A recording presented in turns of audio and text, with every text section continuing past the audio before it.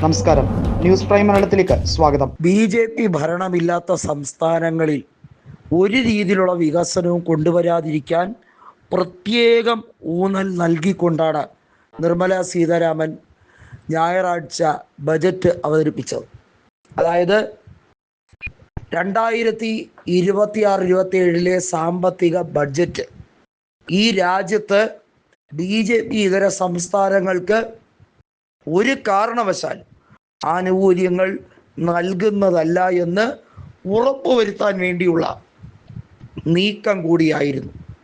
Reserve bank governor നേരത്തെ തന്നെ പറഞ്ഞതാണ്, ഈ രാജ്യം വലിയ കടക്കണിയിലേക്ക് പോകുന്നത് സാമ്പത്തിക പരിഷ്കാര നയങ്ങളിൽ ഉണ്ടാക്കിയ മാറ്റങ്ങൾ കൊണ്ടാണ്.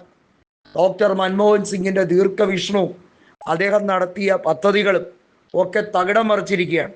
സാധാരണക്കാരിലേക്ക് പണം എത്തിക്കുന്ന രീതിയിലുള്ള ജനകീയ ആസൂത്രണ പരിപാടികൾ പലതും വെള്ളം ചേർത്ത് അതിൻ്റെ ഉദ്ദേശശുദ്ധിയെ കളങ്കപ്പെടുത്തിയിരിക്കുകയാണ് നരേന്ദ്രമോദിയും ടീമും. എന്നിട്ട് അതിൽ ഏറ്റവും മോശമായ രീതിയിൽ ഈ രാജ്യത്ത് എങ്ങനെ കൂടുതൽ സാമ്പത്തിക അരാജകത്വം സൃഷ്ടിക്കാം എന്നുള്ളത് ഗവേഷണം നടത്തുന്ന മാതിരിയാണ് നിർമ്മല സീതാരാമൻ ഓരോ വർഷവും വാർഷിക ബജറ്റ് അവതരിപ്പിക്കുന്നത്. ഇന്ത്യൻ ധനകാര്യ ശാസ്ത്രത്തെ തന്നെ ലജ്ജിപ്പിക്കുന്ന രീതിയിലുള്ള, അതിനെ നോക്കുകുത്തിയാക്കുന്ന രീതിയിലുള്ള ഏറ്റവും അപരിഷ്കൃതമായിട്ടുള്ള ബജറ്റ്. അങ്ങനെ തന്നെ നിർമ്മല സീതാരാമൻ്റെ ഇത്തവണത്തെ ബജറ്റിനെയും പറയേണ്ടി വരും. വികസിത സംസ്ഥാനങ്ങൾ എന്ന് ഊറ്റം കൊള്ളുന്ന ദക്ഷിണേന്ത്യൻ സംസ്ഥാനങ്ങളെ എങ്ങനെയൊക്കെ ദാരിദ്ര്യത്തിലേക്ക് തള്ളിവിടാം, അതിനുള്ള രീതികളാണ് ഇപ്പോൾ കേന്ദ്ര സർക്കാർ അവലംബിക്കുന്നത്. കേന്ദ്രത്തിന് ദക്ഷിണേന്ത്യൻ സംസ്ഥാനങ്ങളുടെ നികുതി മാത്രം മതി.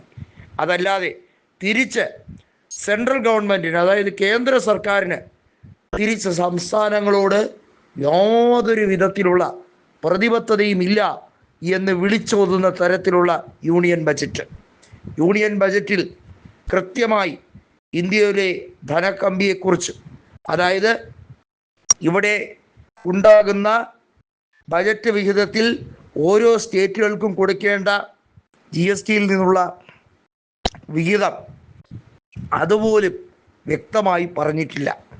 കഴിഞ്ഞ തവണ അതെങ്കിലും വ്യക്തമായി പറയാൻ വേണ്ടി ദക്ഷിണേന്ത്യൻ സ്റ്റേറ്റുകളെ മെൻഷൻ ചെയ്തിട്ടുണ്ടായിരുന്നു. ഇത്തവണ അതുമില്ല. ചുരുക്കി പറഞ്ഞാൽ നിർമ്മല പൊളിറ്റിക്കൽ സ്റ്റണ്ടിന് വേണ്ടി അസാമിലും അതുപോലെ തന്നെ ബംഗാളിലും ചില പാക്കേജുകളെ കുറിച്ച് പറഞ്ഞതല്ലാതെ മറ്റ് സംസ്ഥാനങ്ങളിൽ, പ്രത്യേകിച്ചും കേരളത്തിൽ കേന്ദ്രമന്ത്രിയായ സുരേഷ് ഗോപി എയിംസിനെ കുറിച്ച് വാചാലനായെങ്കിലും ഇവിടെ BJP നേതാക്കളുടെ മുഴുവൻ വായടപ്പിക്കുന്ന രീതിയിൽ എയിംസുമില്ല, ഒരു ചുക്കുമില്ല, ചുണ്ണാമ്പുമില്ല എന്ന് വളരെ വ്യക്തമായി തന്നെ പറഞ്ഞിരിക്കുകയാണ്. നാട് കട്ടുമുടിച്ച് ഭരിച്ച് തകർത്തുകൊണ്ടിരിക്കുകയാണ്. ഇന്ത്യൻ സാമ്പത്തിക രംഗം തകർന്ന് തരിപ്പണമാകുമ്പോൾ, ഇവിടെ നോട്ട് നിരോധനം ഉൾപ്പെടെയുള്ള കാര്യങ്ങൾ കൊണ്ട് രാജ്യം പൊറുതിമുട്ടുമ്പോൾ, രാജ്യത്തെ കള്ളപ്പണത്തിൻ്റെ സ്രോതസ്, രാജ്യത്തെ കള്ളപ്പണം ഒഴുകുന്ന രീതി കൂടിക്കൂടി വരുന്നതാണ് മറ്റൊരു വിധത്തിൽ കാണാൻ കഴിയുന്നത്.